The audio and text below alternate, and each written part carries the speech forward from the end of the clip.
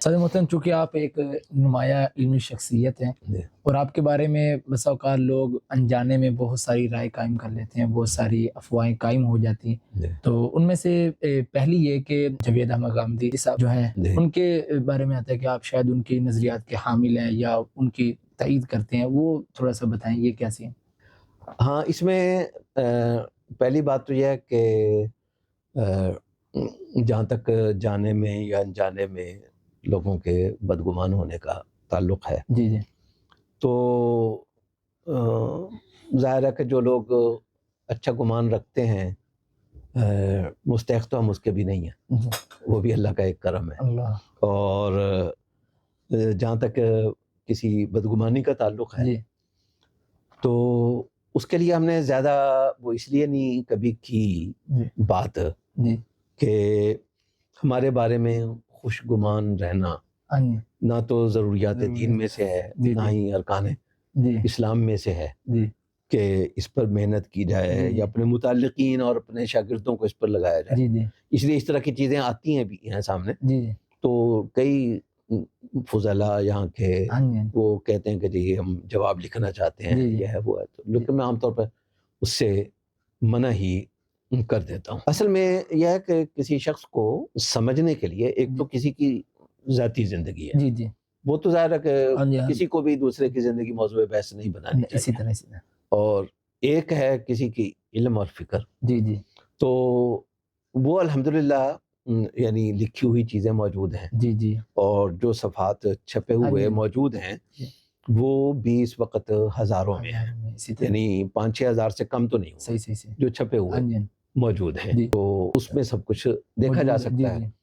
اسی طریقے سے میری آڈیو ویڈیوز جو ہیں وہ بہت بڑی تعداد میں انٹرنیٹ پر موجود ہیں، فیس بک پہ موجود ہیں، یوٹیوب پہ موجود ہیں، وہ سنی جا سکتی ہیں۔ اگر کسی کے پاس اتنی فرصت نہیں ہے کہ یہ لکھا ہوا سارا پڑھ لے اور یہ سن لے، تو پھر اس کو چاہیے کہ وہ کسی کی فکر پر بات ہی نہ کرے۔ تو اگر بات کرنی ہے تو پھر تو آپ کو سب کچھ وہ پڑھنا چاہیے۔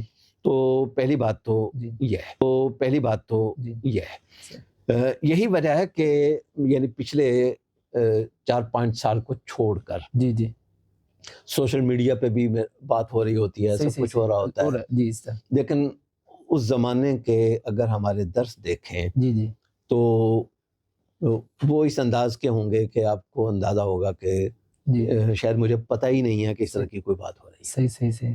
یعنی آپ کا سب سے براہ راست مخاطب جو تقریباً آپ کی ملکیت ہوتا ہے نا، وہ آپ کا شاگرد ہوتا ہے، آپ کی کلاس ہوتی ہے، لیکن میں نے اپنی کلاس کو بھی کبھی اپنی صفائی پیش کرنے کے لیے استعمال نہیں کیا، خاص طور پر جو سبق کا گھنٹہ ہے اس میں تو یہ ہے کہ کتاب میں جو بات ہے نا اس سے ادھر ادھر عام طور پر میں نہیں ہٹتا، اس سے طلبہ شاید تنگ بھی ہوتے ہوں گے اور خشکی بھی محسوس کرتے ہوں گے، لیکن وہ تھوڑا سا ہم وہ جھکت چھکت لگا لیتے ہیں، اس سے تھوڑا سا وہ اس کا تدارک ہو جاتا ہے۔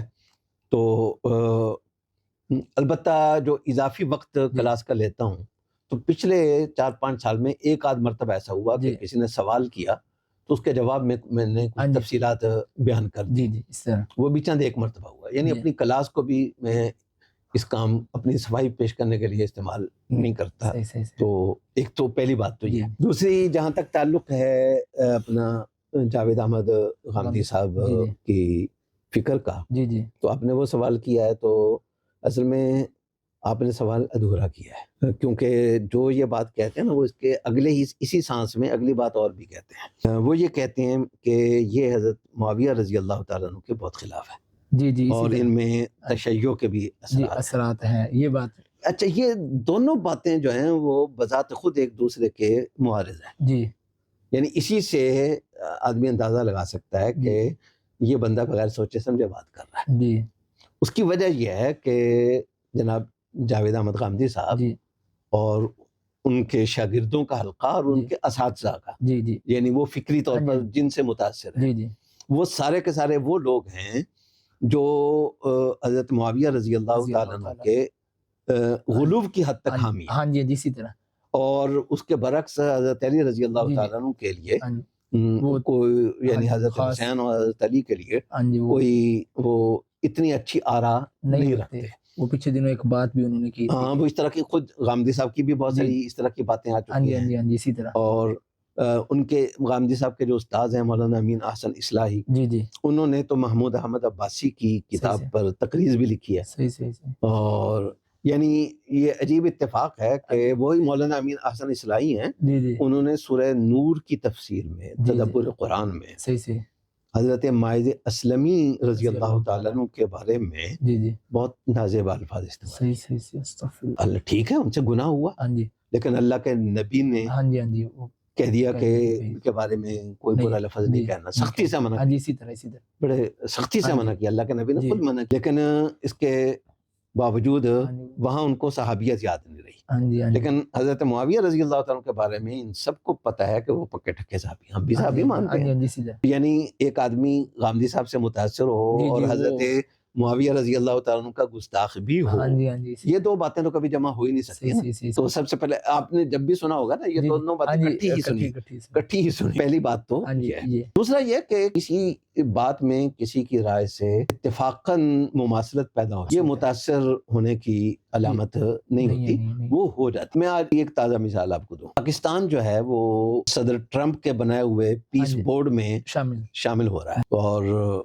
ٹرمپ نے شامل کیا ہے، اور بھی مسلمان ملک ہو رہے ہیں، اور پاکستان نے ان کی مشاورت سے ہی فیصلہ کیا. خاص طور پر پاکستان، ترکی اور سعودی عرب، یہ تین ملک جو ہیں وہ بین الاقوامی معاملات میں تقریباً آج کل اکٹھا ہی موقف اختیار کر رہے ہیں. لیکن ہماری دینی جماعتیں جو ہیں وہ اس پر سخت اعتراض کر رہی ہیں کہ پاکستان اس میں کیوں شامل ہو رہا ہے. اور اسی وقت میں نیتن یاہو اور نریندرا مودی جو ہیں وہ بھی پاکستان کے پیس بورڈ میں شامل ہونے پر معترض ہیں. تو کیا ہم یہ کہہ سکتے ہیں کہ ہمارے یہ علماء وہ نیتن یاہو سے متاثر ہیں؟ بات تو ان کے ساتھ مل رہی ہے، ادھر ہو رہا ہے، لیکن ہم یہ نہیں کہہ سکتے کہ یہ ان کی بات کر رہے ہیں. ان کی رائے یہ بنی اپنے دلائل کے اعتبار سے کہ پاکستان کو اس میں شامل نہیں ہونا چاہیے، تو انہوں نے اس کا اظہار کر دیا، اور کرنا چاہیے ان کو. جو ان کی رائے بنتی ہے ان کو اس کا کھل کر اظہار کرنا چاہیے. خاص طور پر حضرت مولانا فضل الرحمان صاحب دامت برکات اس وقت اپوزیشن میں، تو اپوزیشن کا کام ہی یہ ہوتا ہے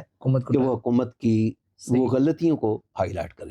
یعنی ایک میں فیصلہ کر رہا ہوں نا، اس فیصلے میں مثبت پہلو بھی ہوتے ہیں، منفی پہلو بھی ہوتے ہیں. حکومت جو فیصلہ کر رہی ہے اس کے مثبت پہلو تو اس نے دیکھ لیے ہیں، لیکن اس کے منفی پہلو اگر ہیں تو وہ ترجیح کا مسئلہ تو بات کا ہے، منفی پہلو بھی تو ہوں گے نا، تو وہ بھی تو کسی نے ہائی لائٹ کرنے ہیں نا. وہ کس نے کرنے؟ وہ اپوزیشن نے کرنے. تو اپوزیشن کی ذمہ داری ہے.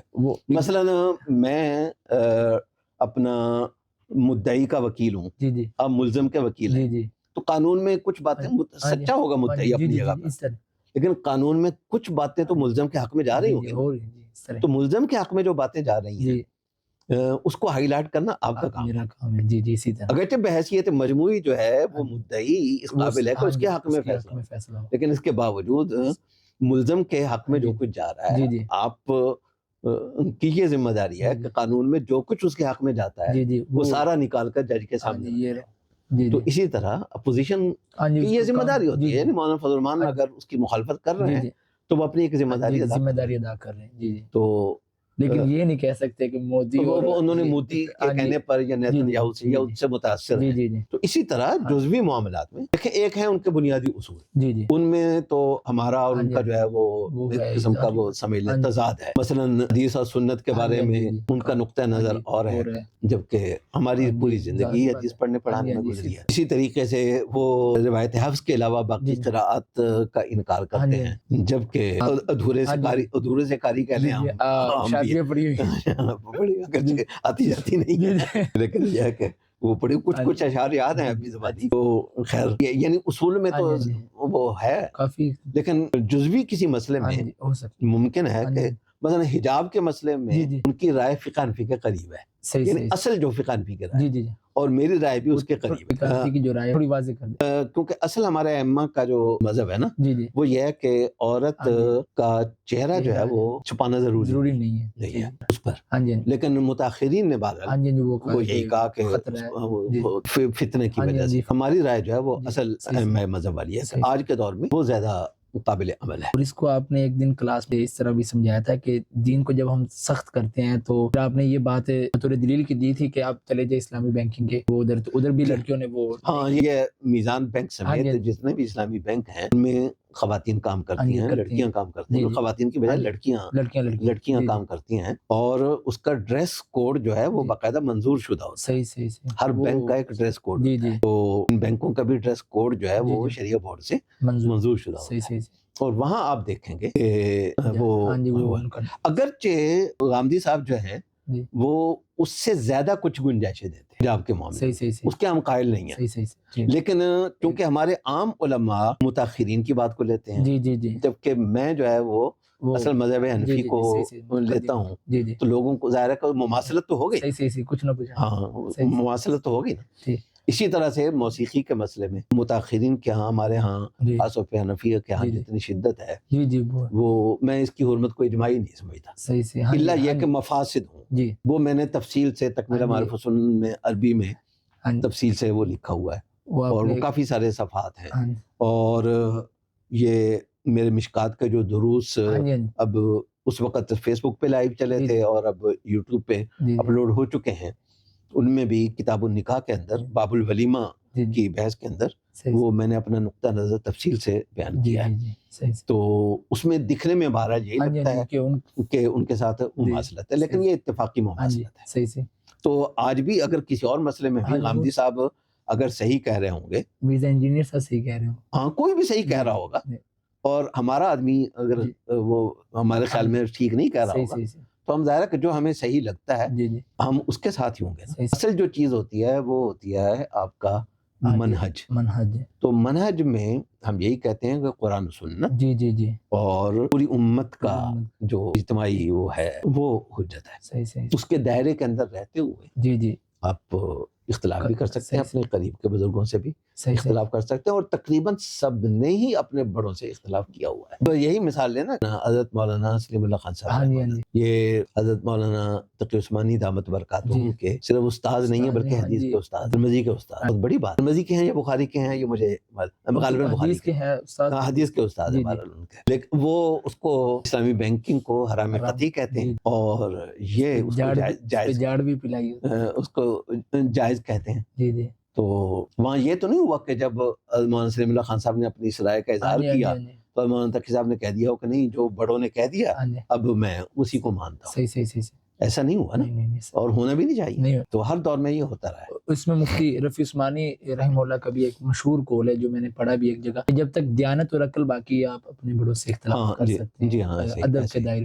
یہ مفتی شفیع صاحب رحمہ اللہ. سجی, لیکن ایک بات وہ دیکھنے کو ملتی ہے, اب بات نکل گئی ہے تو چلو میں کر ہی دیتا ہوں. اختلاف دیانت اور عقل کا ہی ہے, تو پھر جامعۃ الرشید کے ساتھ ہمارا کیا اختلاف ہے؟ بالفرض آپ کو ہم دیکھتے ہیں, آپ تو بس اوقات کہتے ہیں کہ ٹھیک کر رہے ہیں بھائی, تو ہمارا جو وفاق ہے وہ اکابرین کی جماعت ہے, تو اس سے وہ انہوں نے ایک الگ سطح پہ بنا لیا, بورڈ بنا لیا. تو اتنا زیادہ اختلاف کہ ایک دوسرے کو ان کے خلاف زبان اور اتنی وہ یوز کرنا. میرے ایک دوست ہے یونیورسٹی کے طالب علم, وہ جب انہوں نے اس طرح کی وہ مجھے اسکرین شاٹ بھیجے, اس نے کہا یار حماد بھائی میں بہت اچھا لگتا تھا علماء کو سننا, لیکن یہ کیا ہو رہا ہے کہ آپ آپس میں اتنے لڑ رہے ہیں, ایک دوسرے کے خلاف اتنی زبان استعمال کر رہے ہیں کہ پھر عوام کو کیا سبق دے. تو یہ بھی استاد جی ایک بہت زیادہ ہو جاتا ہے. ہاں یہ دو طرفہ مہم کے بارے میں جو ہے وہ تو ظاہر ہے کہ جو چلا رہے ہیں دونوں طرف سے آپ انہی سے ہی سوال کر سکتے ہیں. البتہ یہ میں عرض کر دوں کہ یہ بالکل درست ہے کہ وفاق ہمارے اکابر کا بنایا ہوا ہے, لیکن ایسا نہیں ہے کہ وفاق سے اختلاف کو یا اس سے الگ رہنے کو کوئی برا سمجھا جاتا. یعنی دارالعلوم کراچی جو ہے یہ مفتی شفیع صاحب رحمہ اللہ کے انتقال کے بعد یعنی 1980 کے بعد کہیں یہ وفاق کے ساتھ ملحق ہوا ہے. اس سے پہلے یہ وفاق کے ساتھ ملحق یہ جامعۃ الحسنین بھی مولانا ترجمی صاحب والا بھی ہاں وہ تو ابھی نہیں ہے, اور تبلیغ رائیونڈ کے جتنے مدارس ہیں جتنی شاخیں ہیں اور بڑی بڑی ہیں, اور ہمارے یہاں طلباء آتے ہیں تو اندازہ ہوتا ہے کہ بڑی صلاحیت استعداد والے اسی طرح تو اپنا, لیکن وہ وفاق کے ساتھ ملحق نہیں ہے. جامع اشرفیہ بھی 80 کی دہائی میں ہی کہیں یا اس سے ذرا پہلے ہوا, وہ مجھے اس طرح سے یاد ہے جامع اشرفیہ کا کہ ہمارے والد صاحب دارالعلوم فیصل آباد میں تشریف لائے نا، تو دارالعلوم فیصل آباد بھی وفاق کے ساتھ ملحق نہیں تھا. صحیح مفتی زین العابدین صاحب نے اس کا الحاق نہیں کیا ہوا تھا وفاق کے ساتھ، لیکن ہمارے والد صاحب کی رائے تھی کہ کرا لیا جائے الحاق. صحیح.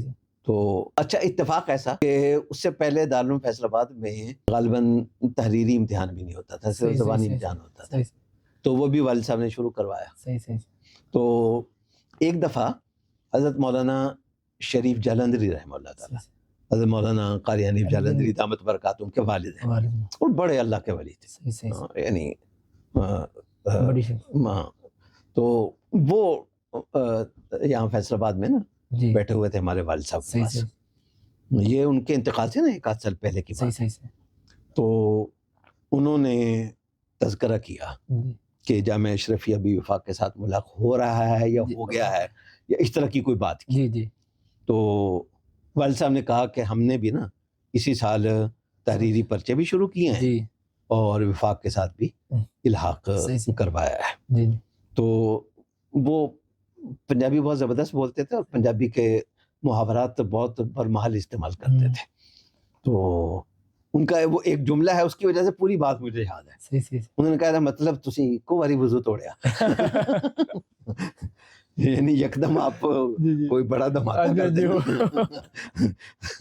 تو ان کے اس جملے کی وجہ سے تو خیر یہ دارالعلوم کراچی بھی بہت بعد میں ملحق ہوا اور دارالعلوم اپنا جامعہ اشرفیہ بھی اور دارالعلوم کراچی بھی. جی ہاں. تو وہ تو سجی ہو چکے ہیں اور اب نکلنا پھر بات تو وہیں آ جاتی ہے. نکلنے کی بات میں ایک اور کر دوں جی، وہ میرا لکھنے کا ارادہ تھا، ابھی تک وہ میں نے لکھا نہیں ہے. لیکن بزرگوں کی بات سنی ہوئی جو ہے، بات آئی گئی ہے تو چلو ابھی اظہار کر دیتا ہوں. یہ میں پڑھتا تھا اسلامی یونیورسٹی میں، شاید 87 کی بات ہوگی. تو والد صاحب نے میرے ذمہ ایک کام لگایا کہ اس موضوع پر بات کرنی، اور ایسا کریں کہ آپ حضرت مولانا نجم الحسن تھانوی رحمہ اللہ سے پہلے بات کریں، پھر وہ آگے آپ کو بتا دیں گے کہ کس سے بات کرنی. کیونکہ والد صاحب کو بھی نہیں پتا تھا کہ کیسے یہ کام ہوگا اور مجھے بھی نہیں پتا تھا. اور مولانا نجم الحسن تھانوی رحمہ اللہ یہ تھانہ بھون میں رہے ہوئے تھے، تھانوی کے بہت ہی یعنی معتمد لوگوں میں سے تھے، اور خاص طور پر تھانوی کے خلیفہ خواجہ عزیز الحسن مجذوب رحمہ اللہ تعالیٰ، یہ ان کو ان کے اشعار جو ہے ترنم میں پڑھ کے سناتے تھے خواجہ صاحب کو، اور اپنی مجالس میں بھی وہ بہت کثرت سے سنایا کرتے تھے ترنم کے ساتھ. حضرت مولانا فہیم الحسن تھانوی ان کے صاحبزادے ہیں، لاہور میں ہوتے ہیں آج کل. خیر میں ان کے پاس چلا گیا، وہ اس وقت دعویٰ اکیڈمی میں ہوتے، اور ڈاکٹر محمود احمد غازی دعویٰ اکیڈمی کے اس وقت ڈائریکٹر تھے. کراچی کمپنی میں دفتر ہوتا تھا. تو میں مولانا نجم الحسن صاحب کے پاس چلا گیا. بزرگ تھے لیکن ڈاکٹر صاحب کے ماتحت تھے. اصل میں تو سرگودا بورڈ سے یہ ریٹائرڈ ہوئے تھے، تو وہاں ڈاکٹر صاحب نے ان کو وہ اپنا کسی کام کے لیے رکھ لیا تھا. اس وقت فیصل مسجد کے جو خطبات ہوتے تھے نا وہ چھپتے تھے، اور تو اس سلسلے میں اس کے کسی سلسلے میں یہ ان کی کوئی ذمہ داری تھی. تو اپنا مولانا نجم الحسن تھانوی رحمہ اللہ نے رابطہ کیا ڈاکٹر محمود احمد غازی سے کہ میں آپ سے مشورہ کرنا چاہتا ہوں.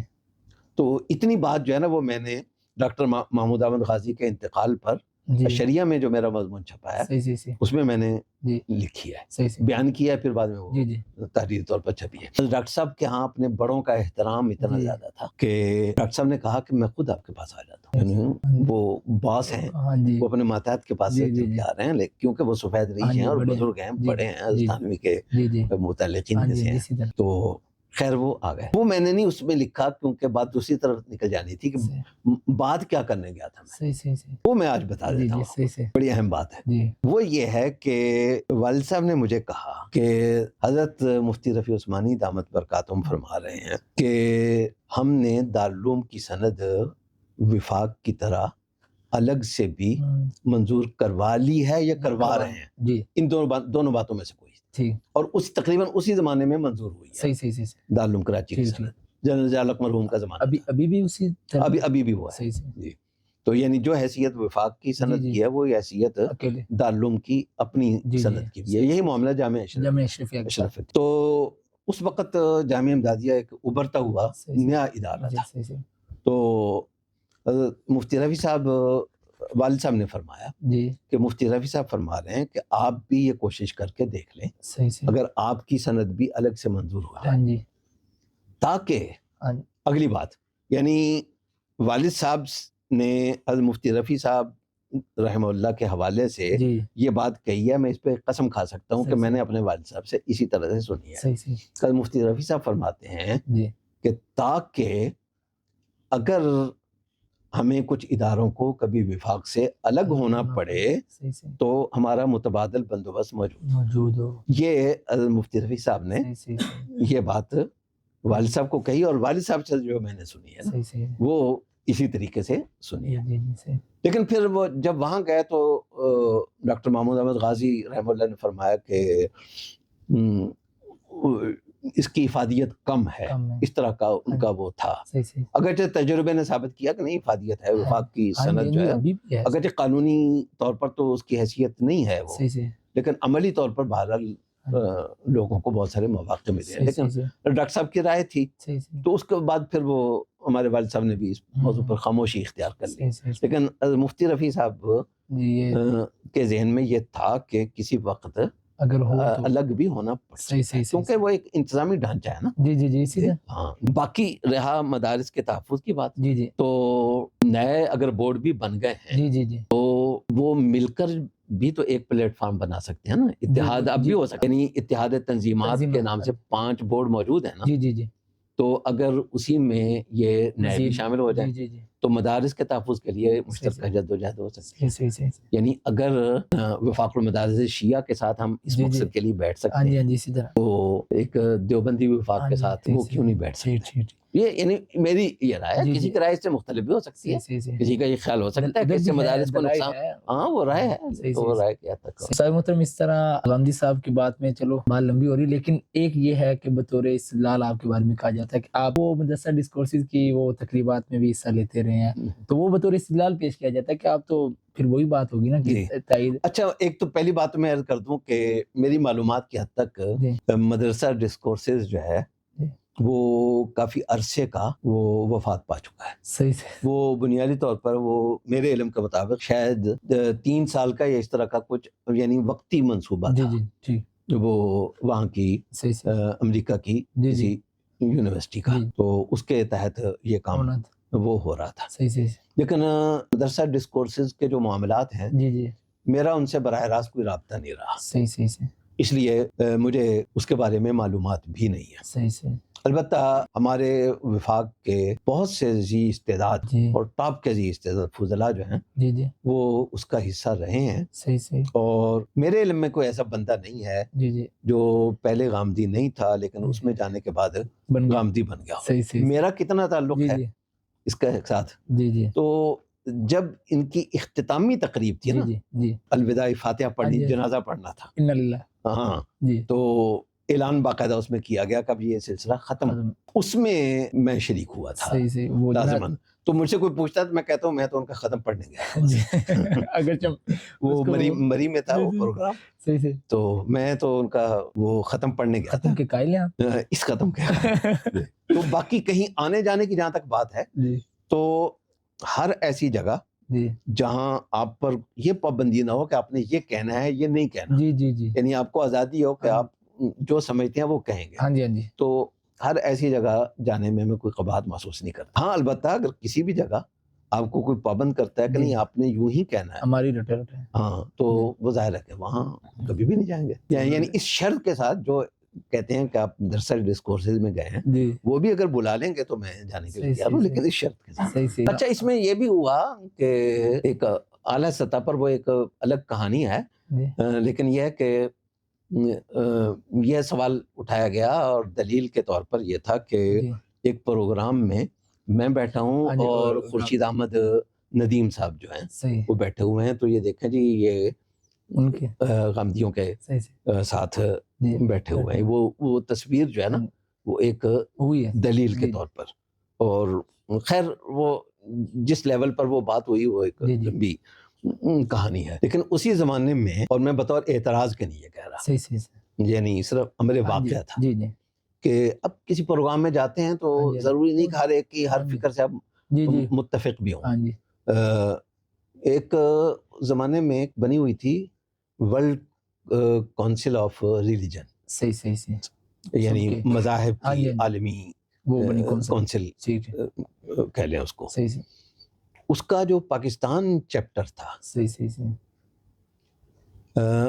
اس کی کمپوزیشن کچھ یوں تھی کہ اس کے چیئرمین جی حضرت مولانا قاری حنیف جلندری دامت برکاتہم تھے، ٹھیک ٹھیک، اور اس کے وائس چیئرمین جی بشپ آف پاکستان تھے، جی جی، اور اس کا ایک عہدہ کسی شیعہ عالم کے پاس تھا. صحیح صحیح صحیح، اور اس زمانے میں میرے پاس وہ تصویریں بھی تھیں جن میں ان سب کی موجودگی میں جی اس کے اجلاس ہو رہے ہیں، اور اس میں خواتین بھی صحیح صحیح موجود ہیں. صحیح، لیکن مجھے کوئی اعتراض نہیں اس پہ. صحیح، انہوں نے مناسب سمجھا کہ اس فورم پہ میں جاؤں گا جی جی، تو بات میں اپنی ہی کروں گا، ہاں جی، اسی طرح تو وہ چلے گئے. جی جی میں نے کبھی بھی نہیں سوچا کہ جی، انہوں نے ہاں جی، یہ کیوں اعتراض کیا، جی حالانکہ اس کی فنڈنگ بھی باہر سے ہو رہی تھی. لیکن اگر آپ کہتے ہیں کہ کسی اور کے پیسوں سے ہم اپنا کام کر لیں گے ہاں جی ہاں جی، تو تو وہ کوئی حل کی بات جی نہیں. جی جی